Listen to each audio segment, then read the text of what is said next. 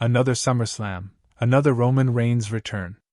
Old hands in this game will remember that it was exactly 12 months ago that the Tribal Chief made his big return to WWE after his post-WrestleMania hiatus, delivering a punch to the jaw of Solo Sikoa to set up the closing shots of SummerSlam 2024.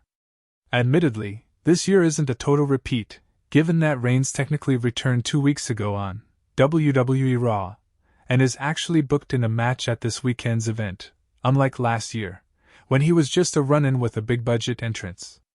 But the overall vibe is distinctly familiar, as WWE rolls out the proverbial red carpet for one of its biggest stars. How big a deal is Reigns? His somewhat sporadic appearances mean that he tends to drop in and out of our pro wrestling power rankings, which prioritize those wrestlers who've been active recently. But if we were ranking the biggest current names in pro wrestling by star power alone, Reigns has to be top 5. Reigns himself likes to talk about how he carried the company during WWE's post-pandemic era. And if we're being honest, he isn't exaggerating. His 1,316 days as Universal Champion has to be among the best runs in WWE history.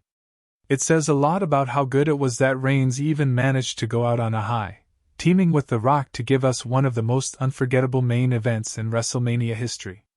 Following that kind of showing was never going to be easy. But 1 year after Reigns' last big return, it's hard to shake the conclusion that his latest run didn't really do justice to the levels of excitement that preceded it. Having Reigns feud with Solo Sikoa was always the obvious move given the whole bloodline dynamic, but it wasn't exactly dynamite television and certainly didn't justify the decision to stretch the angle out over 6 months. How many permutations on the Bloodline Civil War tag match did we get in the run-up to Survivor Series? Even then, the most exciting part was the surprise inclusion of CM Punk, who had nothing to do with the family feud in the first place. When Reigns vs. Sikoa finally wrapped up on January's Netflix premiere of Raw, I figured we might finally get some new singles rivalries for Reigns. At the time, WWE were even teasing a potential rematch with Drew McIntyre given that the Scottish Warrior was out for revenge on the former Bloodline. The whole setup felt like a box office rivalry in waiting, until it suddenly evaporated into thin air. We did get the Reigns vs. Rollins vs. Punk triple threat at WrestleMania 41, of course. But for all the explosive potential, the build-up to that particular showdown felt rushed and the payoff concentrated mainly on Seth Rollins and Paul Heyman. The next night, Reigns was written off television again following a beatdown from Rollins' new henchman, Braun Breaker. Now we're back to square one, with Roman set to make another return after a 4-month absence. Given the 2-night format of this year's SummerSlam, there's every chance he ends up as the headline act on Saturday, as he teams with Jey Uso to take on Braun Breaker and Bronson Reed. But will this year's return be better than last time around? In truth, it's a shame we're getting another tag match, given what Reigns' last run lacked most of all was a decent singles feud. Would it not have been more exciting to see Reigns go one-on-one with Braun Breaker, the man who took him out in the first place? Although that would mean the WWE having to decide which of the two would be pinned, a decision they seem desperate to avoid when it comes to their uppercard guys. Given the circumstances, this year's match is also slightly overshadowed by the Reigns vs. Rollins rivalry, which remains one of the longest-running and most celebrated storylines in modern wrestling. We know from WrestleMania XL and this year's Royal Rumble that WWE considers both men to have unfinished business, which begs the question why they didn't give us that match at this year's WrestleMania.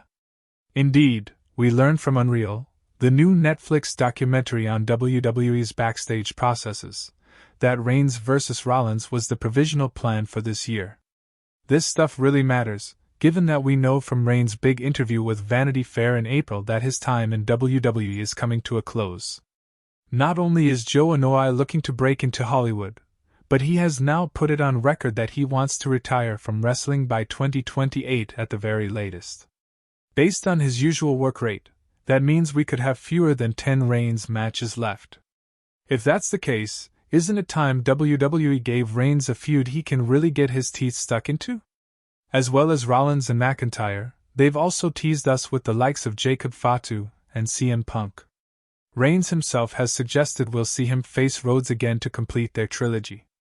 And then there's the granddaddy of them all, the match so big it almost derailed the entire plan for WrestleMania XL, Roman Reigns vs. The Rock. Sure, getting the final boss aboard might take some work, but it isn't like WWE is short of options in the meantime. They just need to make a choice and stick with it, preferably by the time SummerSlam wraps up. Until then, there's a danger that this latest return goes the same way as the last one, a massive pop in the stadium on Saturday, followed by a handful of tag matches and cameos on the occasional Raw or SmackDown, until Reigns takes his next break from the business. A star as big as Roman Reigns deserves better than that, and in all honesty, so do we.